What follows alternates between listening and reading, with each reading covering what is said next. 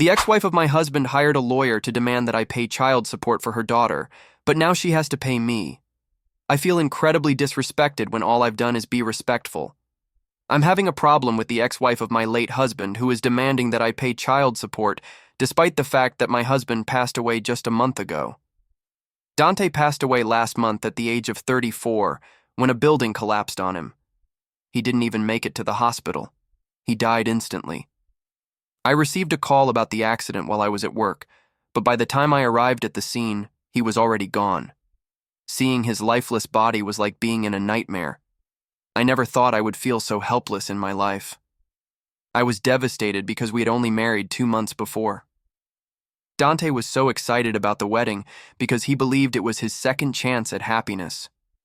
His marriage with his ex-wife Helen hadn't worked out, but they had a 7-year-old daughter together. Throughout my relationship with Dante, Helen was always present. She was the typical troublesome mother who took every opportunity to get money from him and disrupt our plans. Despite all of this, I was always very kind and welcoming to Taya, their daughter, because none of this was her fault. I even agreed to let Taya visit us during the holidays because she was also part of my family. Despite how cordial I was, Helen never liked me. She told me that many others had come before me and that I wouldn't get the ring. When Dante and I announced our engagement, I nearly gave her a heart attack. I remember the look of disbelief on her face. She couldn't even hide it when she congratulated us. It was obvious it wasn't genuine. Anyone could have noticed. Well, she never liked me. That's clear from the start, even though I was very indifferent towards her. When Dante passed away, she contacted me because she understood my pain due to her history. He still had a special place in her heart.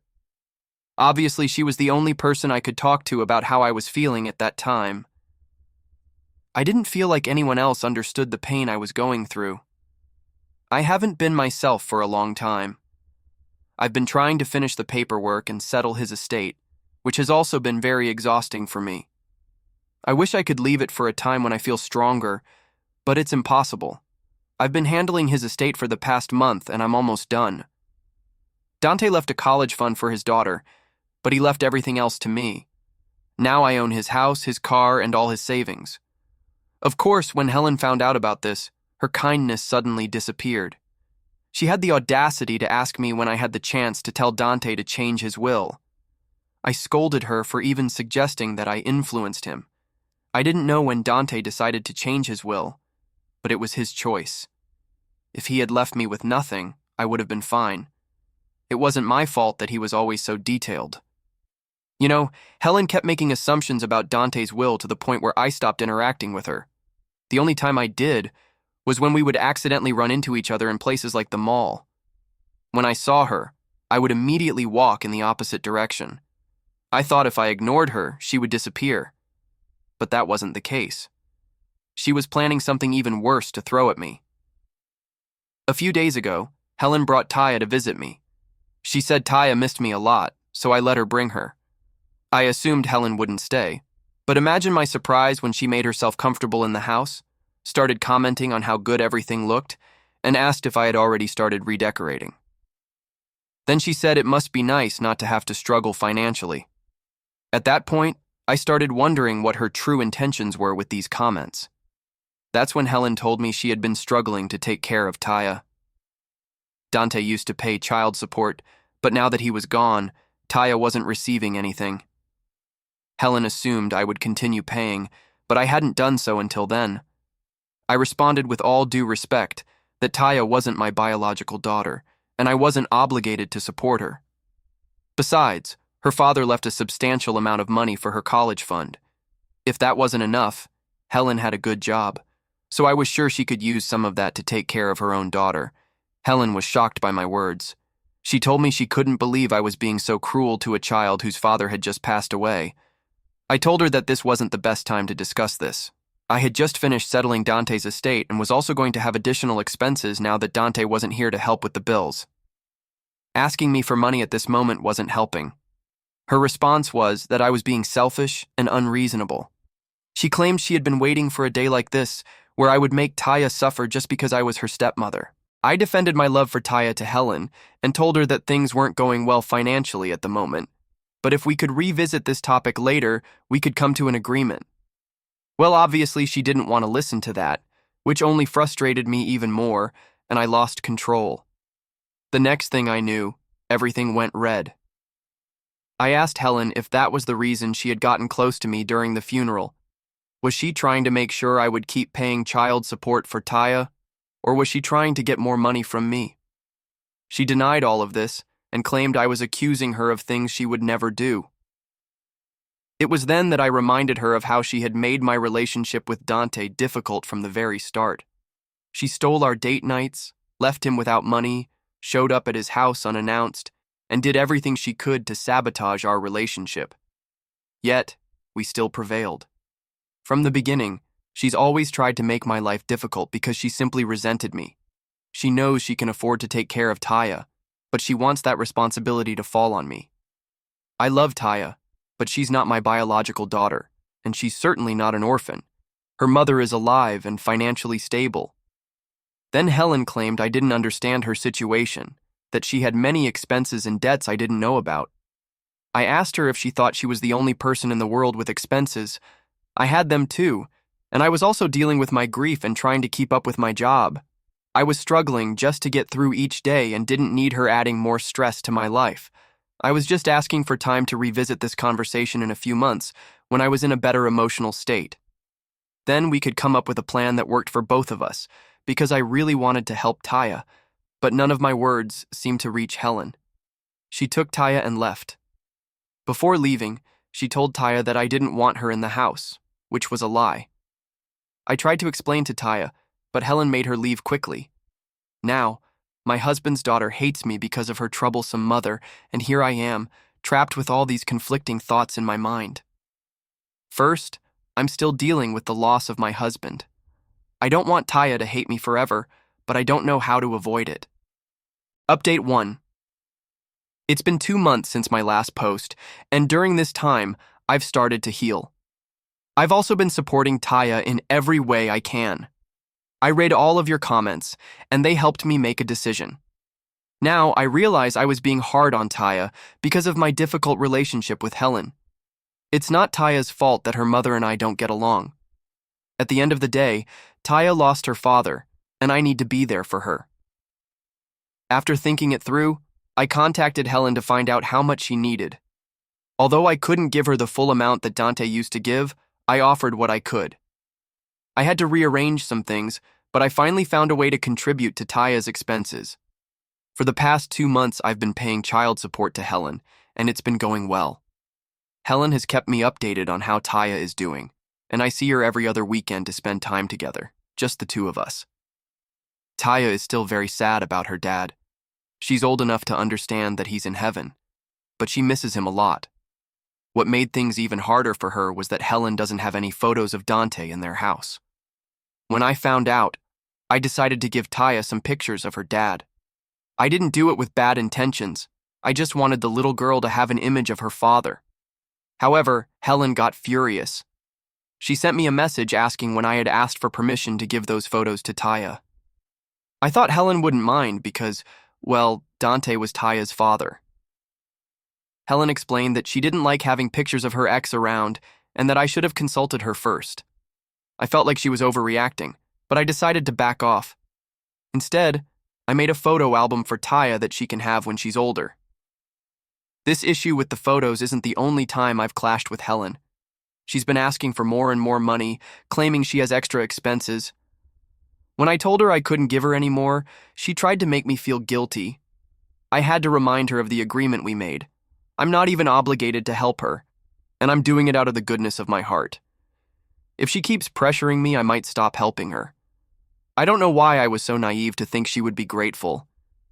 Has Helen ever been grateful for anything in her life? She's always acted entitled, as if everyone owes her something when that's not the case. She feels she deserves the money without showing the slightest bit of gratitude. I don't want to go back on my word, but I'm getting tired of dealing with her. It's no longer about the money. She complains about everything related to Taya. She complains after every visit, saying I'm teaching Taya bad manners. The poor girl just lost her father. Doesn't she deserve a little comfort? For example, the other day, Helen exploded because I gave Taya some ice cream on a hot day. She accused me of trying to make her fat, as if a little ice cream could harm her. I tried to reason with Helen, reminding her that Taya is grieving and sometimes needs little gestures to make her happy. Helen's response was, "Don't tell me how to be a mother." So, I decided to step back because I don't want her to stop Taya's visits. But I don't know how much longer I can handle Helen's craziness. Update 2. So that's it. It's over. I can't take it anymore. I'm fed up. I'm not paying any more child support for Taya, not when her mother is so ungrateful. I've never met anyone in my life with such a sense of entitlement. Remember when I told you Helen was demanding more money? Well, the situation has gotten worse and it's only been a month. On top of that, she's decided to hire a lawyer to harass me. Things have gotten out of control so quickly, and I'm still trying to process it. A few weeks ago, Helen demanded that I double the child support I've been giving. She claimed it wasn't enough to cover Taya's basic expenses. Apparently, she somehow believes she knows what I can afford and thinks I've been holding back. I had a few words for her that I won't repeat here, but basically, I reminded her that she should be grateful for what she was already receiving. Our argument ended with her threatening to sue me for child support.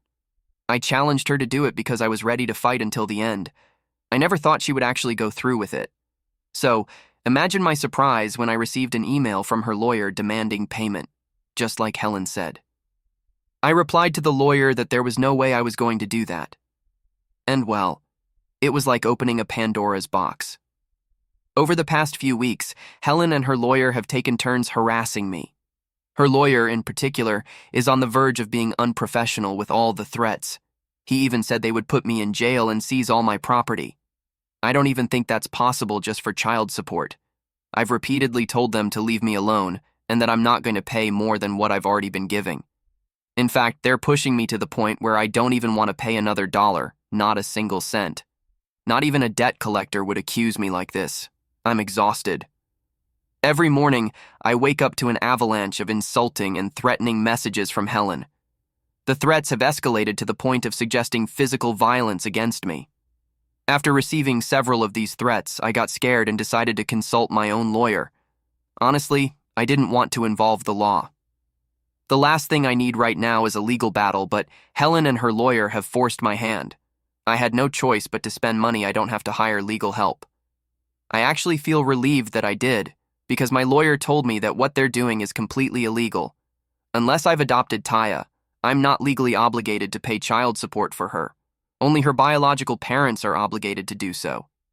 Even though Dante passed away, that responsibility doesn't fall on me. Well, unfortunately for her, she made a huge mistake by involving the law in this. Now, I've decided to be a little bit vengeful. I'm going to take her to court. I don't just want to win, I also want her to pay back every penny I've already given her. And let's not even talk about her lawyer. He's been illegally intimidating me, and I refuse to lose sleep over this nonsense. So I'm going to take them to court and make them regret ever trying to manipulate me. I'll keep you updated on what happens next. Update 3. I have some hot gossip that will probably leave your mouth wide open. You won't believe what just happened. Do you remember that a month ago, I consulted a lawyer about Helen and her lawyer's intimidation tactics? Well, after that, I decided to file a case against them for harassment. My lawyer did everything necessary, and the documents were sent to them. The moment Helen received them, she called me in a panic, asking why I had to take it this far. I had to remind her that she was the one who wanted to take it to court in the first place. She was the one who instructed her so-called lawyer to harass and threaten me with legal actions, so I was just giving her what she wanted. I wasn't going to let her intimidate me any longer. I told her if I had to pay double child support, I wanted a judge to tell me, not her. Suddenly, Helen changed her tune. She asked if we could meet to discuss the matter like adults. Obviously, I had no interest in talking to her. The only time I would meet her would be in court, so I told her the negotiations were closed. Then, I received shocking news. Helen's lawyer could no longer represent her. I was confused and asked what that meant. That's when my lawyer explained to me that Helen's so-called lawyer was actually her nephew. who was still in law school. Helen had paid her nephew to pretend to be a lawyer just to intimidate me. When they received the legal documents, they panicked. Helen's nephew even begged my lawyer not to proceed with the case and pleaded that my lawyer shouldn't tell me. But of course, my lawyer was obligated to inform me of everything. Moreover, it was no longer my decision because what they did was illegal. Pretending to be a lawyer and intimidating someone is a crime, and as a law student, Helen's nephew should have known better. When the case finally went to court, I had everything I needed. Messages, emails, everything that proved their threats and harassment. The judge didn't like any of this, especially the fact that Helen's nephew had pretended to be a lawyer. The judge felt extremely insulted, and as a result, the state filed separate cases against Helen and her nephew. They were fined for harassing me, and both received restraining orders. If they ever try to contact me again, in person or online, they will face jail time. To top it off, they have to return all the money I had sent for child support. But that's not all. Helen's nephew made the biggest mistake of his life. All those years of studying to become a lawyer went down the drain. He was expelled academically and disqualified. He will never be able to study law again. His actions showed a complete lack of integrity and respect for the legal profession, and the judge used him as an example of what happens when you try to play lawyer. I almost feel bad for him, but honestly, I can't even begin to imagine how crushed he must feel. His dreams of becoming a lawyer are completely ruined, and now he has to start his life from scratch. He was so close to achieving everything he ever wanted, and now it's all gone because he couldn't stop pretending and bragging. Helen and her nephew should have backed off when I told them to. They never should have insisted on harassing me. They should have known they had no legal basis to make such baseless threats. But they didn't, and now they've lost everything. Honestly, it's been a wild experience, but I'm glad it's finally over. Let this be a lesson for anyone who thinks they can intimidate others. It won't end well. I'll keep you updated if anything else happens, but for now, it seems like this chapter is finally closed. Update 4. I really thought everything was settled, but there's one last thing I need to share with you. Consider this my way of thanking you all for your support throughout this mess. None of this should have happened, and honestly, if Helen had been satisfied with the little I kindly gave her, things wouldn't have escalated to this point. Or at least, she wouldn't be in the hospital right now.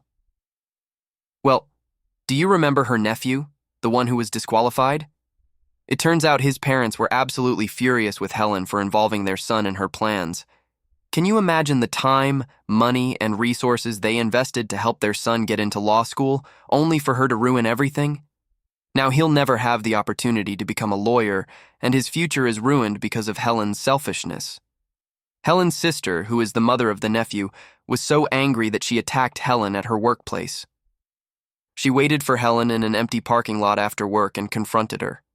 By the time security arrived, it was too late. She ended up with a broken nose, several seriously damaged ribs, and a severely bruised face. Who would have thought? I always thought Helen's sister was a really sweet person. But I guess anyone can throw a punch when their child's future is destroyed by an adult who should have known better. The sad reality is that Helen should have known better. She never should have involved her nephew in this crazy plan.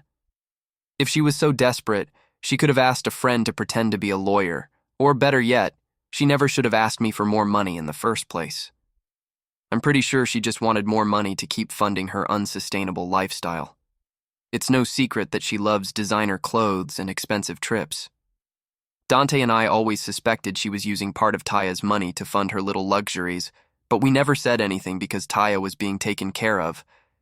Now her whole house of cards is falling apart, and honestly, I don't feel one bit of guilt about it. This is what Helen deserves for harassing me during my time of grief and trying to drag me down with money. And on top of that, she had the audacity to intimidate me for months. I was just trying to help her for God's sake, but she showed no mercy to me, and now I have none for her. Update 5. It's been years since the last time I was here. I know because Taya is now 13 years old, and this update is about her. For those who don't remember, Taya is the daughter of Dante, my late husband, and his ex-wife, Helen. The last time I heard from Helen was when her own sister sent her to the hospital after a fight that broke out following the whole fake lawyer and lawsuit drama. If you remember, Helen had involved her nephew, who was in law school, to pretend to be a lawyer and harass me. Things ended very badly when the nephew was expelled and disqualified from studying law. After all the scandal, Helen's mother intervened, basically forcing her to drop the matter after all the damage she caused to her family, especially to her nephew.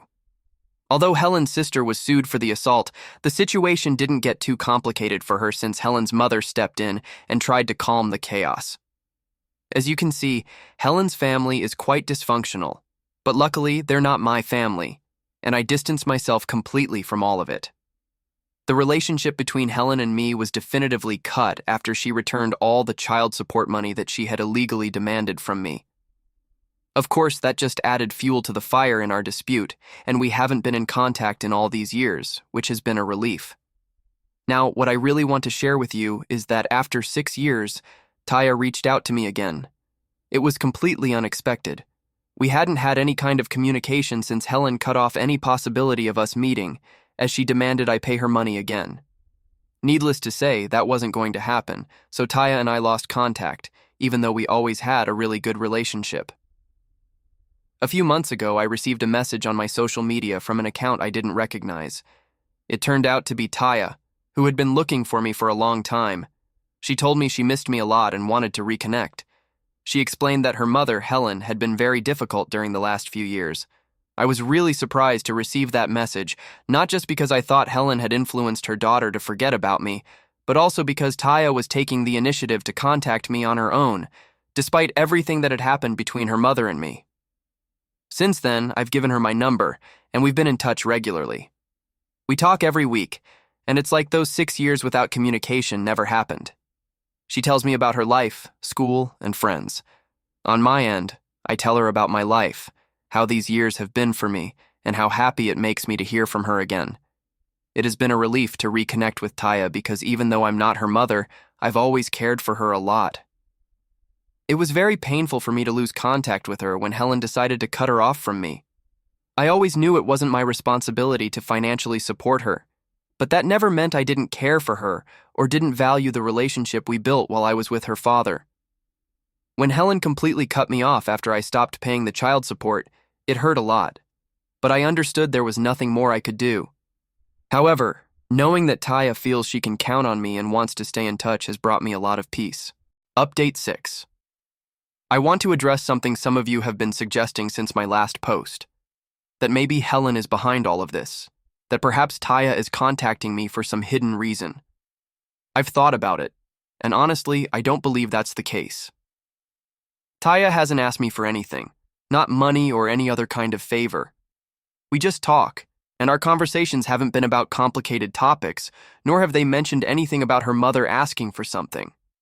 Of course, I know I have to stay alert, but for now, everything seems genuine. If something strange were to come up or I suspected that Helen was manipulating Taya, I wouldn't hesitate to cut off contact again. I'm not naive, and I'm definitely not willing to return to that toxic situation. Taya has told me that although her mother is difficult, Helen has never neglected her or failed to fulfill her responsibilities. From what I know, Helen continues to take good care of Taya, at least financially. So even though Taya's relationship with her mother is tense, it doesn't seem like she's going through any urgent needs. Still, I'll stay vigilant and proceed with caution.